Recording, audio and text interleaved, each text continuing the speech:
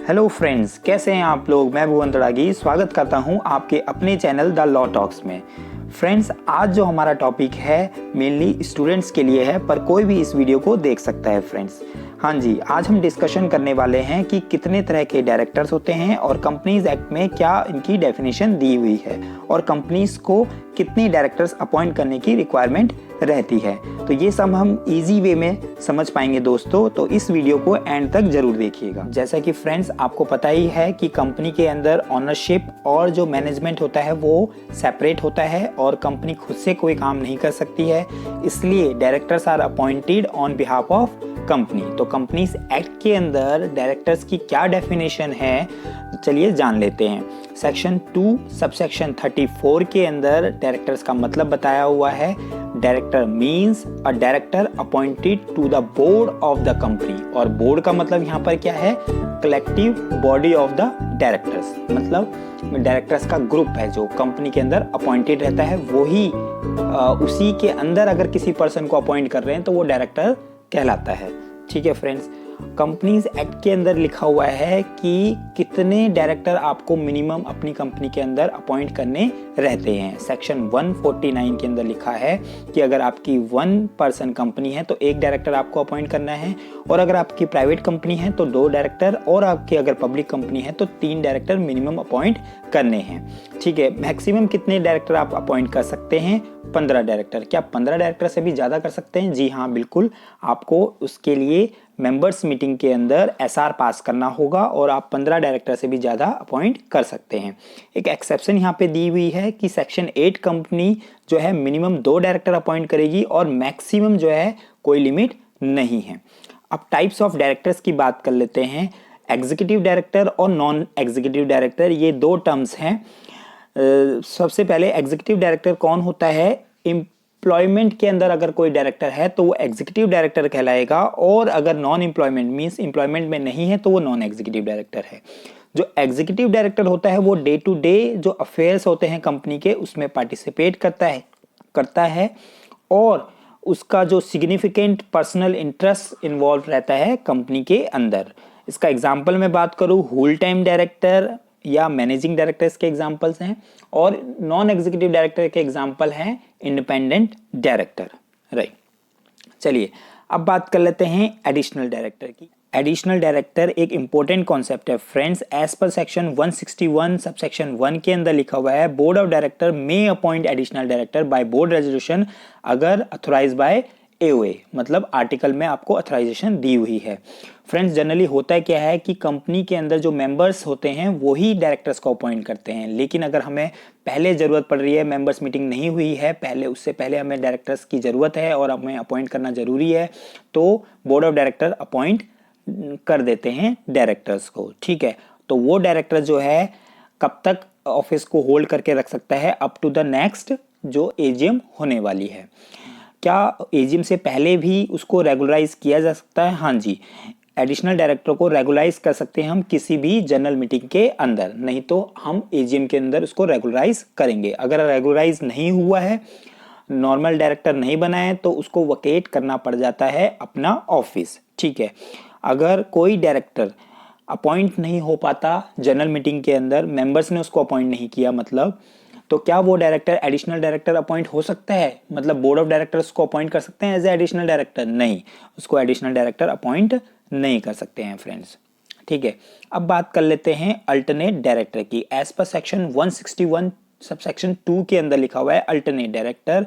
Alternate director नाम से पता चल रहा है कि कोई भी डायरेक्टर किसी अपॉइंट हुआ हो किसी के अल्टरनेटिव में, मींस अगर कोई डायरेक्टर जो है आपका अब्रॉड जा रहा है कम से कम 3 महीने के लिए, मिनिमम 3 महीने के लिए वो अब्रॉड जा रहा है, तो उस केस में हम उसकी जगह पर कोई दूसरा डायरेक्टर भी अपॉइंट कर सकते हैं अथोराइज बाय एओए, मतलब आपके आर्टिकल में अथोराइजेशन होनी चाहिए और आपको ऑर्डिनरी रेजोल्यूशन पास करना पड़ेगा जनरल मीटिंग के अंदर, और उसका जो टर्न्योर रहेगा, जो ओरिजिनल डायरेक्टर है उसका जो टर्न्योर है, मान लो फॉर एग्जांपल वो 1 साल के लिए अपॉइंट हुआ था तो 1 साल तक का ही टर्न्योर रहेगा उस जो अल्टरनेट डायरेक्टर है, और जब वो रिटर्न हो जाता है इंडिया में, मतलब अगर मान लो वो 5 महीने के अंदर रिटर्न हो जाता है तो तब तक का उसका टर्न्योर रहेगा।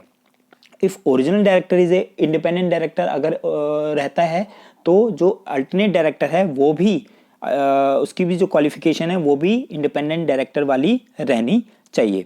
क्या एक पर्सन अपॉइंट हो सकता है दो आउटगोइंग डायरेक्टर्स का अल्टरनेट डायरेक्टर? नहीं, एक डायरेक्टर एक आउटगोइंग डायरेक्टर का ही अल्टरनेट डायरेक्टर हो सकता है फ्रेंड्स। चलिए अब बात कर लेते हैं नॉमिनी डायरेक्टर की। सबसेक्शन 3 के अंदर 161 सबसेक्शन 3 के अंदर दिया हुआ है कि बोर्ड ऑफ डायरेक्टर किसी भी पर्सन को as a nominee director appoint कर सकते हैं जो कि किसी इंस्टीट्यूशन ने नॉमिनेट किया हुआ है।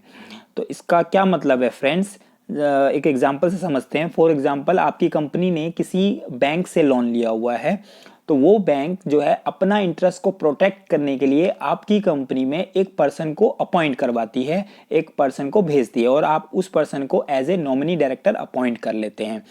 वो पर्सन क्या करता है कि आपकी कंपनी के अंदर जो भी काम हो रहा है, जो भी बोर्ड डिसीजंस होते हैं, उसको अपने इंटरेस्ट को वो प्रोटेक्ट करने के लिए ओवरव्यू करता है फ्रेंड्स। तो नॉमिनी डायरेक्टर जो है वो रिटायर बाय रोटेशन नहीं होता है और उसको कंपनी जो है वो रिमूव नहीं कर सकती है। उसको जो अपॉइंट करता है, मीन्स अगर कंपनी ने अगर उसको अपॉइंट किया है, मीन्स बैंक ने उसको अपॉइंट किया है, तो बैंक ही उसको रिमूव करेगा, या गवर्नमेंट ने अगर अपॉइंट किया है तो गवर्नमेंट ही उसको रिमूव कर सकती है फ्रेंड्स। ठीक है, अब बात कर लेते हैं सबसेक्शन 4 के अंदर क्या लिखा हुआ है। 161 के अंदर directors appointed under casual vacancy.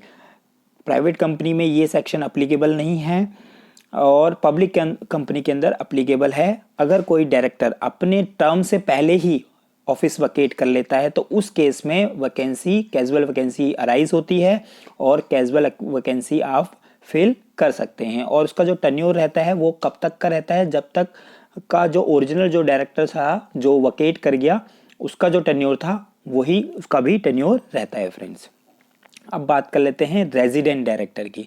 Section 149 subsection 3 के अंदर रेजिडेंट डायरेक्टर की कॉन्सेप्ट दिया हुआ है और ये कॉन्सेप्ट जो है वो हर कंपनी के लिए अप्लीकेबल है।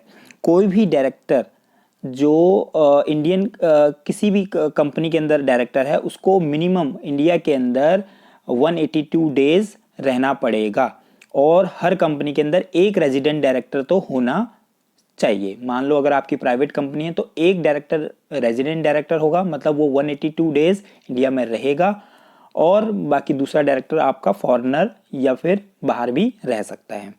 ठीक है, लेकिन मान लो आपकी अभी अभी कंपनी इनकॉर्पोरेट हुई है, 6 महीने भी नहीं हुए हैं, तो 182 डेज वाला कॉन्सेप्ट तो अप्लीकेबल ही नहीं हो पाएगा, वो रह ही नहीं पाएगा इतने दिन। ठीक है, तो उस केस में क्या होता है कि जो भी प्रोपोर्शनेट बेसिस पर आपका कैलकुलेट किया जाएगा। ठीक है, और ड्यू टू कोविड-19 सिचुएशन अगर मान लो आपका जो डायरेक्टर है वो बाहर ही रह गया है, बाहर फंस गया है, इंडिया में नहीं है, तो उस केस में नॉन कंप्लायंस नहीं माना जाएगा फ्रेंड्स। ठीक है, अब एक वेरी इंपॉर्टेंट कॉन्सेप्ट है वुमेन डायरेक्टर का। ये कंपनीज एक्ट 2013 में ही आया था, पहले ये कॉन्सेप्ट नहीं था फ्रेंड्स। ठीक है, सेक्शन 149(1) के सेकेंड प्रोवाइजो में ये लिखा हुआ है कि हर एक कंपनी को वुमेन डायरेक्टर अपॉइंट करना पड़ेगा जो लिस्टेड कंपनी हो। ठीक है, हर एक लिस्टेड कंपनी को वुमेन डायरेक्टर अपॉइंट करना है एटलीस्ट 1। ठीक है, पब्लिक कंपनी, कौन सी पब्लिक कंपनी? जिसका टर्नओवर जो है वो 300 करोड़ या उससे ज़्यादा हो और पेड अप कैपिटल जो है 100 करोड़ या उससे ज़्यादा हो। ठीक है, तो इन कंपनीज को एक वुमेन डायरेक्टर अपॉइंट करना जरूरी है। ठीक है, अगर मान लो आपकी कंपनी के अंदर वैकेंसी है खाली, ठीक है, तो कितने दिनों में आप उस वैकेंसी को फिल कर सकते हो? इमीडिएट नेक्स्ट बोर्ड मीटिंग या फिर 3 महीना। ठीक है, विच एवर इज लेटर। तो 3 महीने या जो भी आपकी नेक्स्ट बोर्ड मीटिंग है तब आपको वो वैकेंसी फिल करनी पड़ेगी friends. Shadow director, shadow director का जो कॉन्सेप्ट है वो कंपनीज एक्ट के अंदर कहीं लिखा हुआ नहीं है, इसकी कोई डेफिनेशन नहीं है, लेकिन शैडो डायरेक्टर होता है। वो कौन होता है? जिसके इंस्ट्रक्शन पर कंपनी काम करती है, मींस वो डायरेक्टली इन्वॉल्व नहीं है कंपनी के अंदर, उसका नाम नहीं है बोर्ड ऑफ डायरेक्टर्स के अंदर, लेकिन उसके इंस्ट्रक्शन जो है वो फॉलो किए जा रहे हैं और उसके डिसीजन ही माने जाते हैं, तो वो शैडो डायरेक्टर कहलाता है या डीम डायरेक्टर भी कहा जा सकता है। स्मॉल शेयर होल्डर डायरेक्टर्स, ये लिस्टेड कंपनी के अंदर ये कॉन्सेप्ट है। हर एक लिस्टेड कंपनी के अंदर एक स्मॉल शेयर होल्डर डायरेक्टर होगा। कंपनी या तो खुद भी अपॉइंट कर सकती है या फिर जिसके मेंबर 100,000 हैं, 1000 मेंबर मिलकर, या फिर 1/10 ऑफ द शेयर होल्डर, उससे कम शेयर होल्डर नहीं, ठीक है, अपॉइंट कर सकते हैं one small share holder director. ठीक है, वो इंडिपेंडेंट डायरेक्टर होगा और मैक्सिमम उसका जो टर्न्योर होगा वो 3 साल का, उसको रीअपॉइंटमेंट नहीं हो सकता और रिटायर बाय रोटेशन नहीं होता है फ्रेंड्स। अब बात कर लेते हैं मैनेजिंग डायरेक्टर। मैनेजिंग डायरेक्टर कौन होता है? जो जिसके पास क्या होती है, substantial power of management of the affair of the company. ठीक है, includes a director occupying the position of managing director by whatever name called, means किसी भी और नाम से भी हो सकता है। ठीक है, एओए के द्वारा अपॉइंट हुआ हो या किसी एग्रीमेंट के द्वारा अपॉइंट हुआ हो या रेजोल्यूशन पास हुआ हो जनरल मीटिंग के अंदर या बोर्ड मीटिंग के अंदर। ठीक है, एक एडिशनल डायरेक्टर को अगर हम एमडी अपॉइंट कर रहे हैं और एडिशनल डायरेक्टर को रेगुलराइज नहीं किया जनरल मीटिंग के अंदर, क्या एमडी की जो पोजीशन है वो भी उसकी हट जाएगी या नहीं हटेगी? जी हाँ, हट जाएगी, क्योंकि एडिशनल डायरेक्टर को रेगुलराइज नहीं किया तो ऑटोमेटिकली एडिशनल डायरेक्टर नहीं रहा तो फिर एमडी भी नहीं रहेगा फ्रेंड्स। ठीक है, और किसी भी कंपनी के अंदर या तो एमडी होगा या फिर, अब बात कर लेते हैं very important concept, independent director. As per section 149 subsection 6 के अंदर इंडिपेंडेंट डायरेक्टर की डेफिनेशन दी हुई है, के बारे में बताया हुआ है फ्रेंड्स। इंडिपेंडेंट जो डायरेक्टर होता है उसका क्या मतलब है? एक वो डायरेक्टर जो एमडी ना हो, जो होल टाइम डायरेक्टर ना हो, जो नॉमिनी डायरेक्टर ना हो। मतलब एमडी मतलब कौन? जो आपका एग्जीक्यूटिव डायरेक्टर है। होल टाइम डायरेक्टर भी कौन है? जो एग्जीक्यूटिव डायरेक्टर। इंडिपेंडेंट डायरेक्टर कौन है? Non executive director. तो ये डायरेक्टर तो होने ही नहीं चाहिए। और नॉमिनी डायरेक्टर तो कोई और कंपनी नॉमिनेट करती है, ठीक है, जिसका कोई ना कोई इंटरेस्ट रहता है कंपनी में, बट जबकि इंडिपेंडेंट डायरेक्टर का कोई इंटरेस्ट नहीं होना चाहिए। अब इंडिपेंडेंट डायरेक्टर कौन होता है? जो is a person of integrity, possess a relevant expertise, और उसके पास एक्सपीरियंस भी होना चाहिए, और हु इज और was not a promoter of the cash. Cash का मतलब है कंपनी, कंपनी का प्रमोटर नहीं होना चाहिए, एसोसिएट कंपनी का भी प्रमोटर नहीं होना चाहिए, और सब्सिडरी का भी प्रमोटर नहीं होना चाहिए, और होल्डिंग कंपनी का भी प्रमोटर नहीं होना चाहिए, और नॉट रिलेटेड टू प्रमोटर और director of the cash. Cash का मतलब company, associate company, subsidiary company और होल्डिंग कंपनी का प्रमोटर या फिर उसका डायरेक्टर नहीं होना चाहिए, और हैज और had no pecuniary relationship with the cash और देयर डायरेक्टर और promoter during the previous during the 2 immediate preceding financial year. मतलब पिछले 2 सालों में उसके कोई भी पेक्यूनरी रिलेशनशिप नहीं होने चाहिए। अब बात कर लेते हैं कितने नंबर ऑफ इंडिपेंडेंट डायरेक्टर आपको अपॉइंट करने होते हैं। एवरी लिस्टेड कंपनी को at least 1/3 of the total number of directors as a independent director appoint करने पड़ते हैं। मान लो आपकी कंपनी में 6 डायरेक्टर हैं तो उसका 1/3 हिस्सा आपको इंडिपेंडेंट डायरेक्टर अपॉइंट करने हैं। और अगर आपकी पब्लिक कंपनी है तो एटलीस्ट 2 इंडिपेंडेंट डायरेक्टर आपको अपॉइंट करने को रहता है। और कौन कौन सी पब्लिक कंपनी?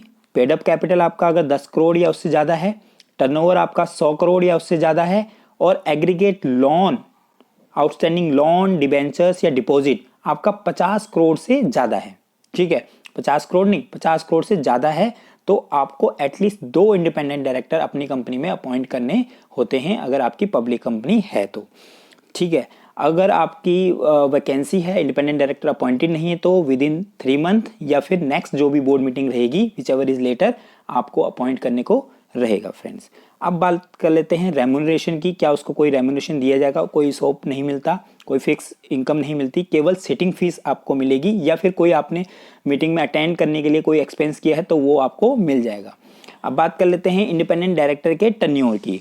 ठीक है, टर्न्योर क्या रहेगा? Term up to 5 consecutive years, 5 साल का कंसेक्यूटिव ईयर्स का आपका टर्म रहेगा। Can be reappointed by SR, SR आपको पास करना है, डिस्क्लोज करना है बोर्ड रेजोल्यूशन में। ठीक है, अगर आपने रीअपॉइंट कर रहे हो तो can not appoint not more than 2 terms, 2 बार से ज़्यादा आप उसको अपॉइंट नहीं कर सकते हो, बट रीअपॉइंट कर सकते हो 3 साल का कूलिंग पीरियड के बाद। 3 साल तक रुक जाओ, फिर दोबारा से आप उसको अपॉइंट कर सकते हो। और इंडिपेंडेंट डायरेक्टर जो है वो रिटायर बाय रोटेशन नहीं होता है फ्रेंड्स। ठीक है, और इन कंपनीज के लिए रिक्वायरमेंट नहीं है इंडिपेंडेंट डायरेक्टर अपॉइंट करने के लिए। अनलिस्टेड पब्लिक कंपनी हो, जॉइंट वेंचर, हुल्ली ऑन सब्सिडरी और डोरमेंट कंपनी। पब्लिक कंपनी है फिर भी इनको इंडिपेंडेंट डायरेक्टर अपॉइंट करने की जरूरत नहीं है फ्रेंड्स। वैसे तो इंडिपेंडेंट डायरेक्टर का जो कॉन्सेप्ट है वो काफ़ी बड़ा है, हम किसी और वीडियो में इसको ब्रॉडली दोबारा से देख लेंगे। चलिए दोस्तों, आज की वीडियो में इतना ही। होप आपको वीडियो पसंद आई होगी, तो लाइक बटन पर ज़रूर क्लिक करिएगा फ्रेंड्स। और अगर आपने मेरे चैनल को अभी तक सब्सक्राइब नहीं किया है तो अभी सब्सक्राइब कर लीजिए। हम आगे भी इसी तरह की वीडियोस में मिलते रहेंगे। अगर आपको कोई डाउट या मेरे लिए कोई सजेशन हो तो आप मुझे कमेंट कर सकते हैं या मुझे मेल भी कर सकते हैं। फिर मिलते हैं, तब तक के लिए स्वस्थ रहे, सुरक्षित रहे, कीप लर्निंग। जय हिंद, बाय बाय।